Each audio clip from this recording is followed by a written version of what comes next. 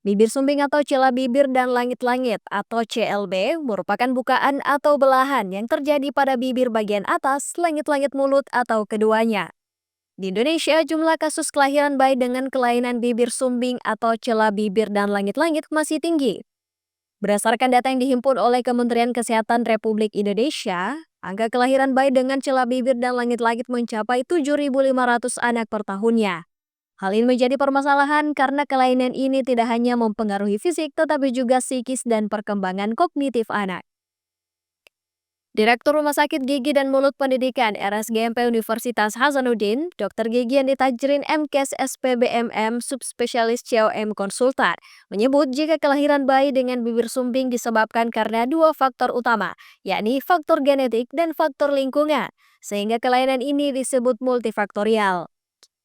Dirinya menambahkan hanya 5% dari seluruh kasus kelahiran bayi dengan bibir sumbing yang sama sekali tidak memiliki riwayat keluarga dengan kelainan tersebut.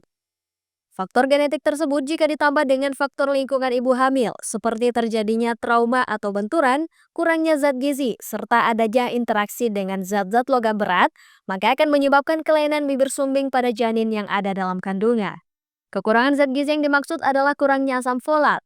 Asam folat bisa didapatkan dari berbagai macam makanan, khususnya buah-buahan dan sayuran, seperti bayam, selada, brokoli, alpukat, pepaya, pisang, dan sebagainya. Dr. Tajrin pun menekankan faktor-faktor lingkungan tersebut perlu diwaspadai pada trimester pertama saja. Karena jaringan berupa mulut, langit-langit, dan hidung bayi akan terbentuk pada minggu keempat hingga minggu ke-12 masa kehamilan.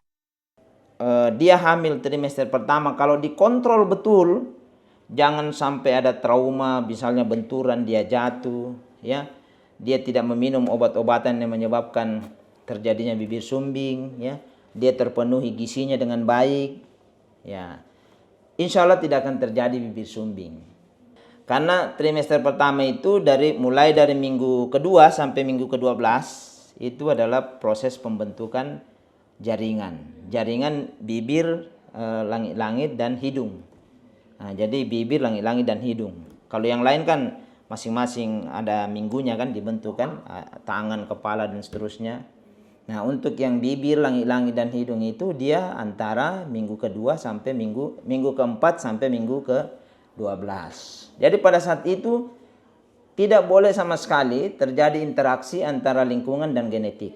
Dr. Tajrin menambahkan, penting bagi ibu hamil untuk benar-benar mengontrol kandungannya agar tidak terjadi faktor-faktor lingkungan tersebut. Dengan menghindari hal itu, meskipun ada faktor genetik bawaan, bayinya akan terhindar dari kelainan tersebut. Iva Syarahman, Unhas TV.